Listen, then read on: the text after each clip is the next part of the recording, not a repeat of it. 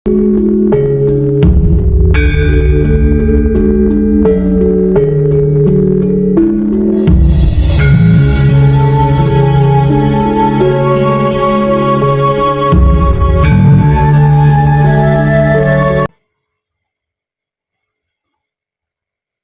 antara panjenengan semua, itu lakunya tidak satu level, tidak satu ranah.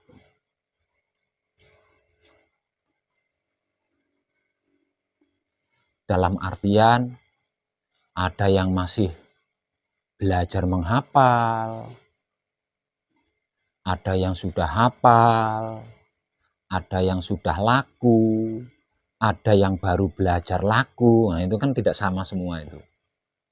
Dan itu pilihan panjenengan sendiri. Itu pilihan panjenengan sendiri. Dan saya tidak peduli itu. Tidak peduli apakah panjenengan sudah ngerti, paham, tahu, dan hafal. Apa dan bagaimana itu wahyu pancagaib dan wahyu pancalaku. Atau belum mengerti, belum paham, belum hafal. Apa dan bagaimana itu wahyu pancagaib dan wahyu pancalaku.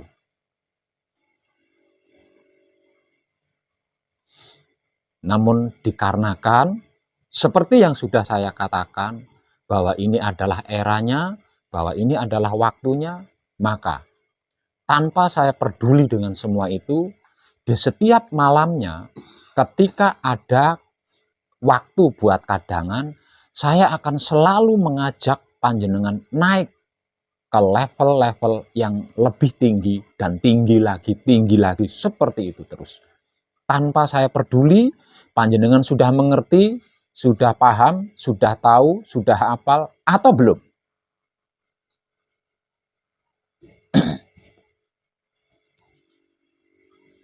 Dan malam ini, saya akan mengajak panjenengan naik selevel lebih tinggi dari tingkatan-tingkatan laku suci menuju kelanggengan yang sudah saya motivasikan di hari-hari kemarin.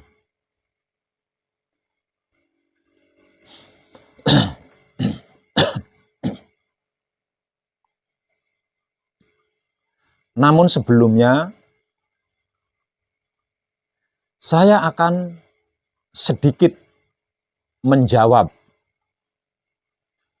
keraguan-keraguan yang dialami oleh para kadang kita di luar sana. Percayalah, jika panjenengan mengkaji diri bersama saya, walaupun panjenengan tidak berhadapan secara langsung dengan saya, sungguh saya dapat menyaksikannya. Artinya, saya tahu ada beberapa kadang kita di luar sana masih mengalami keraguan-keraguan. Dan karena itu, sebelum saya mengajak panjenengan naik ke level yang lebih tinggi, terlebih dulu saya akan menjawab keraguan-keraguan para kadang kita di luar sana.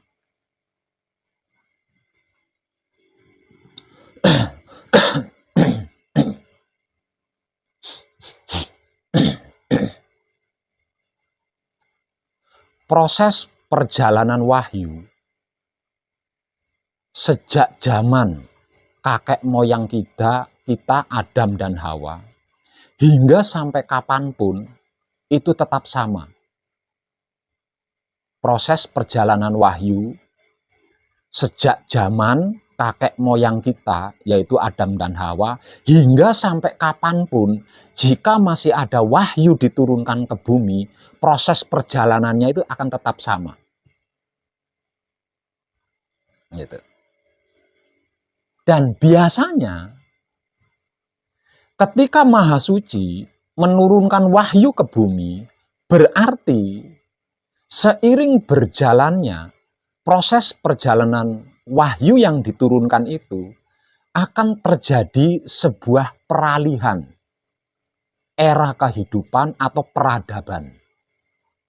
Dari yang lama ke yang baru.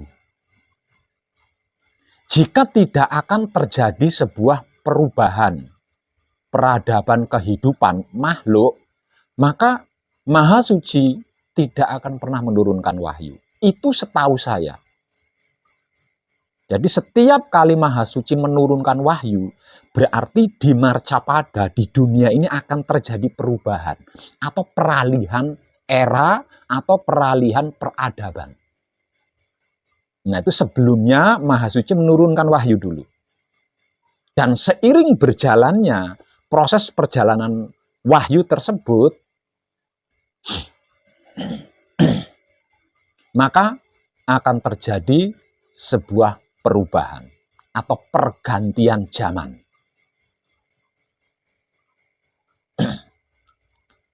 Dan proses perjalanannya itu sama. Sama. Sedikit pun tidak ada perbedaan. Hanya kisah ceritanya saja yang beda. Namun kejadiannya tetap sama. Dikarenakan di antara kita, mayoritas dari kalangan muslim, maka saya ngambil sampel dari kalangan muslim. Seperti wahyu yang diterima oleh nabi-nabi di dalam keyakinan muslim atau kepercayaan muslim. Dan di dalam keyakinan atau kepercayaan muslim, nabi terakhir adalah Muhammad. Nabi terakhir adalah Nabi Muhammad. Dan ketika Maha Suci menurunkan wahyu kepada Nabi Muhammad, nah prosesnya sama dengan wahyu-wahyu sebelumnya dan wahyu-wahyu sesudah itu. Proses perjalanannya adalah sama. Inti daripada maksud wahyu tersebut diturunkan dikarenakan akan terjadi perubahan atau akan terjadi peralihan peradaban kehidupan di dunia.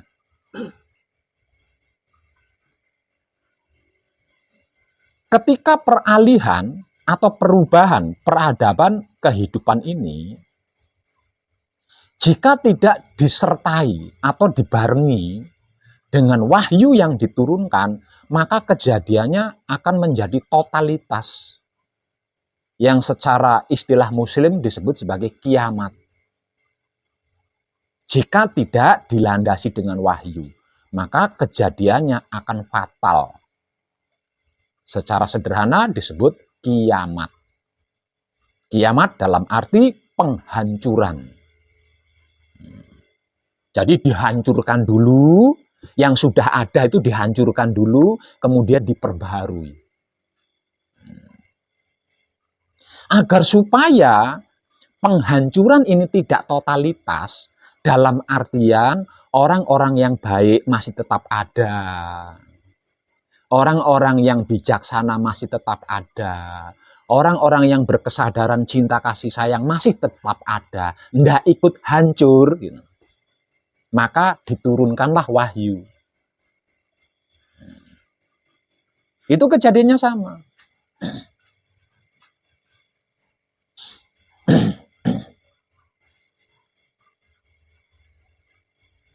Ketika perubahan atau peralihan itu terjadi, dibutuhkan beberapa orang untuk mengawal. Ketika peralihan atau pergantian itu terjadi, agar supaya tidak totalitas kejadiannya, maka dibutuhkan beberapa orang. Sang pengemban wahyu untuk mengawal kejadian itu. Seperti yang dilakukan oleh pendahulu Nabi Muhammad di dalam keyakinan atau kepercayaan muslim. Dikarenakan dibutuhkan orang-orang pengemban wahyu dalam jumlah tertentu, maka pada saat itu Nabi Muhammad dan pengikutnya dan beberapa pengikutnya itu melakukan jihad. Melakukan jihad. Dikarenakan pada era itu adalah era Badui, zaman badui.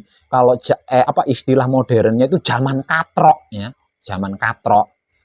Maka jihad ini dilakukan dengan cara berperang. Dengan cara berperang. Karena jika tidak, ya tidak bisa. Karena memang eranya seperti itu. Zaman pada saat itu adalah zaman seperti itu. Maka jihad ini dilakukan dengan cara berperang fisik. Berpindah-pindah. Selalu seperti itu. Setelah jumlah yang dibutuhkan cukup, mulai berhentilah jihad ini. Dihentikan, perang fisik ini dihentikan. Karena apa? Karena jumlah yang dibutuhkan sudah cukup. Nah, makanya setelah jihad ini dihentikan, maka sabda berikut yang dipelajari, yang dikaji adalah bagimu agamamu, bagiku agamaku. Aku tidak akan menyembah Tuhan yang engkau sembah, dan engkau tidak akan menjadi penyembah Tuhan yang aku sembah. Nah, ini sudah selesai jihad nih. Jihad fisik sudah selesai. Kenapa jihad fisik sudah selesai? Karena target jumlah orang yang dibutuhkan untuk mengawal peralihan atau pergantian peradaban ini sudah cukup. Gitu. Nah, ini semua wahyu sama seperti itu. Gitu.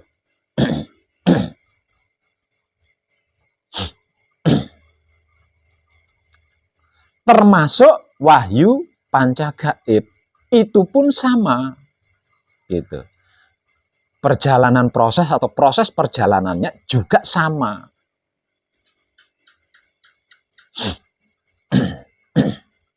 Seperti yang sudah saya informasikan jauh hari sebelumnya, bahwa tidak lama lagi, yaitu di tahun 2025, ini akan terjadi peralihan, akan terjadi pergantian era atau pergantian zaman.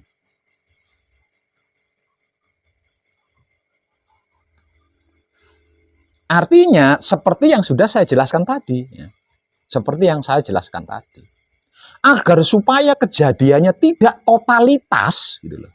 Tidak totalitas, maka diturunkanlah kesempurnaan wahyu panca gaib, yaitu wahyu pancalaku.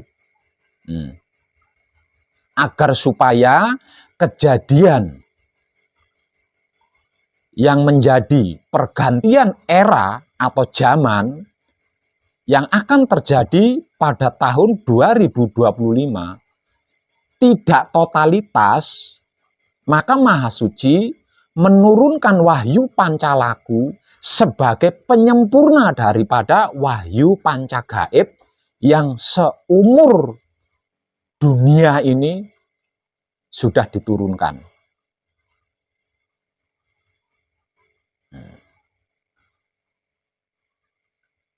Artinya, agar supaya kejadiannya di tahun 2025 itu tidak totalitas, maka dibutuhkan pengawal.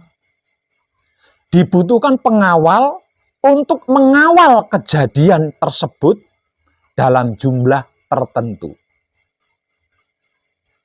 Karena sebab itu, dulu saya melakukan perjuangan memperkenalkan wahyu panca gaib secara universal, mendunia. Apapun saya lakukan untuk mencapai target yang cukup untuk mengawal kejadian yang akan terjadi pada tahun 2025. Nah, itu kalau diistilahkan, kalau istilah religinya, apa yang saya lakukan itu juga jihad. Tapi bukan jihad berperang fisik. Melainkan jihad melawan diri saya sendiri di dalam memperkenalkan apa dan bagaimana itu wahyu pancagaib dan wahyu pancalaku secara universal. Tidak terkotak-kotak maksudnya. Di dalam jihadnya, apapun saya korbankan. Semuanya saya korbankan. Tidak ada sesuatu apapun yang tidak saya korbankan. Sampai tinggal diri ini. Diri ini saja itu pun ikut saya korbankan. Di dalam perjalanannya,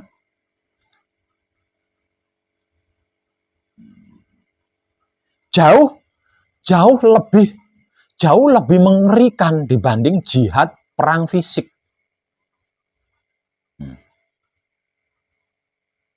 Di dalam proses perjalanannya, menurut saya pribadi, karena ini adalah saya yang mengalami, itu jauh lebih mengerikan dibandingkan jihad berperang fisik yang pernah dilakukan oleh para pendahulu kita. Karena apa yang saya lakukan, ketika saya memperkenalkan apa dan bagaimana itu wahyu pancagaib dan wahyu pancalaku secara rinci, difitnah, dihina, dibully, diadu domba, dituding-tuding, dimusuhi, dijatuhkan. Bahkan jarang saya dipukul, disakiti, tubuh saya itu disakiti. Dengan fisik lagi. Namun saya tidak pernah menyerah karena saya sedang berjihad gitu loh. Karena saya sedang butuh gitu ya. Butuh jumlah orang-orang yang mengemban wahyu pancalaku.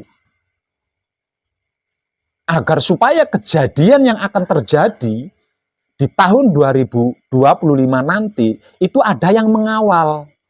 Sehingganya kejadiannya tidak totalitas. Gitu. Dan sepertinya sudah tidak ada lagi belahan bumi yang secara kasat mata terlihat ekstrim yang belum saya datangi. Tidak ada bagian belahan bumi yang secara kasat mata itu terlihat ekstrim, bahaya, yang belum saya datangi.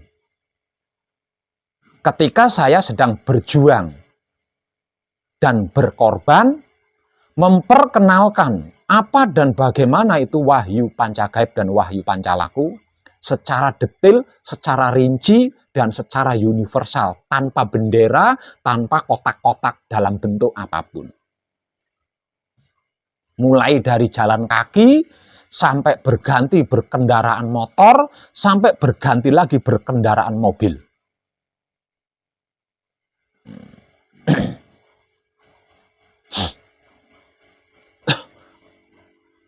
Dan saya dianugerahi keberhasilan oleh Maha Suci untuk mencakup jumlah orang yang dimaksud.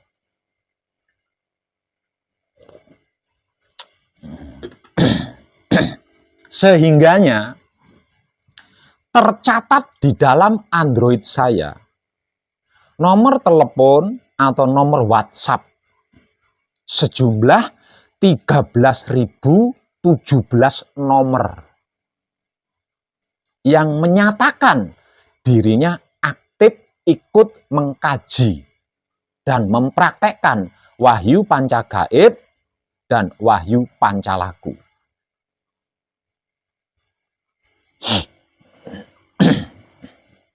Dari 13.017 nomor yang tersimpan di dalam Android saya, itu ada 7.000 yang benar-benar melakukan secara totalitas. Sedangkan jumlah yang lainnya masih dalam proses. Jadi yang totalitas, yang sungguh-sungguh menjalankan wahyu pancagaib dan wahyu pancalaku, seperti yang sudah saya motivasikan, itu berjumlah 7.000. Sudah berstempel. Kalau diawamkan sudah distempel sebagai putra kekudangane Rama. Ada yang secara langsung, ada yang tidak secara langsung. Nah, jumlah 7.000 putra kekudangane Rama ini adalah target yang dimaksud untuk bisa mengawal apa yang akan terjadi di tahun 2025 nanti. Artinya, saya harus menghentikan, bukan? Jihad ini harus saya hentikan, kan? Maka setelah memasuki tahun 2023, saya berhenti. Sudah tidak jihad lagi, sudah tidak berjuang, sudah tidak berkorban, memperkenalkan apa dan bagaimana itu Wahyu Pancagaib dan Wahyu Pancalaku. Karena target yang dimaksud, yang diminta oleh Maha Suci sudah cukup.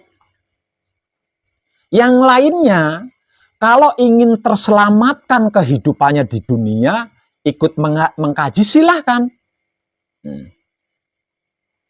Kalau tidak ingin terselamatkan kehidupannya di dunia, tidak mau mengkaji Wahyu Pancagaib juga silakan. Saya sudah tidak banget lagi gitu loh. Saya sudah tidak banget lagi.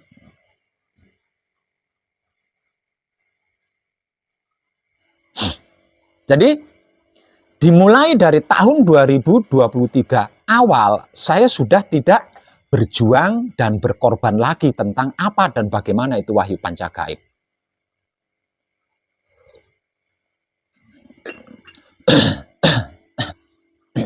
Nah, ini kaitannya, tentang inilah kaitannya dengan para kadang kita yang masih punya keraguan di luar sana.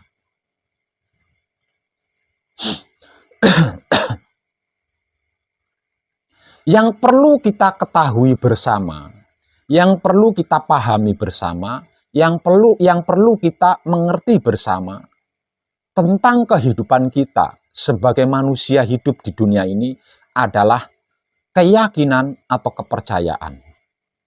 Keyakinan atau kepercayaan ini adalah benang merah yang berhubungan langsung dengan Maha Suci. Selain kepercayaan, selain keyakinan, itu tidak secara langsung hubungannya. Jadi benang merah yang menghubungkan manusia hidup, bukan selain manusia loh ya. Jadi yang menghubungkan antara manusia hidup, benang merah yang menghubungkan antara manusia hidup dengan Maha Hidup adalah keyakinan atau kepercayaan. Jadi siapapun kita, jangan pernah memaksakan keyakinan atau kepercayaan seseorang. Karena jika ini dilakukan, maka panjenengan akan menghadapi atau akan berhadapan dengan hukum hidup atau hukum alam semesta. Kalau itu sampai panjenengan lakukan. Kenapa? Karena keyakinan atau kepercayaan manusia hidup itu tidak akan pernah bisa kalau tidak mengalami sendiri secara pasti dan jelas. Di dogma, di doktrin, model apapun, manusia hidup itu tidak akan pernah bisa percaya, tidak akan pernah bisa yakin kalau belum mengalami sendiri secara jelas dan pasti. Ini hukum alam. Ini hukum realita. Artinya, keyakinan atau kepercayaan ini kan tidak bisa dipaksakan, apapun alasannya. Nah, jika sampai ada seseorang memaksakan tentang keyakinan atau kepercayaan, maka dia akan berhadapan dengan hukum hidup atau hukum alam semesta. Yang secara awam disebut-sebut sebagai karma. Paham nggih? Nah, sekarang selanjutnya tentang keraguan-keraguan yang dialami oleh beberapa kadang kita di luar sana.